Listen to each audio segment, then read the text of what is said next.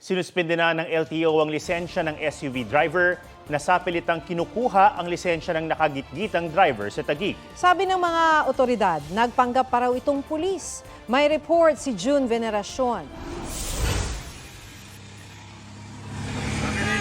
Sir, hindi ako nagkakamali. Hindi maaari. Paulit-ulit na hiningi ng SUV driver na yan ang lisensya ng nakagitgitan niyang truck driver sa C5 Road sa Taguig. Ako, nasa lugar ako. Umiiwas na ako sa inyo. Nang lalong uminit ang tensyon, may mga ibinintang pa siya sa truck driver. Papatayin mo kami? Pag pulang-pula mata mo, nakadrugs ka ba? Wala akong pagkakamali. Sabag ka ano?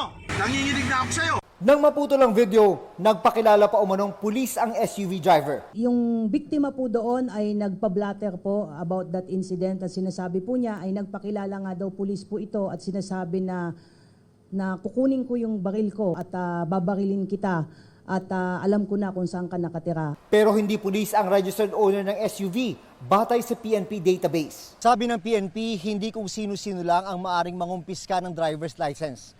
Ang mga otorisado lang ay ang mga LTO enforcer, traffic enforcer, at mga deputized police officer. Kailangan lamang po natin ng sunang paang salaysay ng biktima. We could file a threat and even usurpation of authority. Sinuspindi muna ng LTO ang lisensya ng driver ng SUV, pati na ang rehistro ng kanyang sasakyan.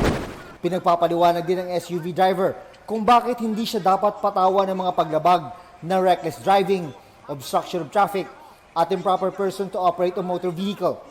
Sinusubukan pang kunin ang panig ng SUV driver na gusto ring makausap ng PNP. June Veneracion nagbabalita para sa GMA Integrated News.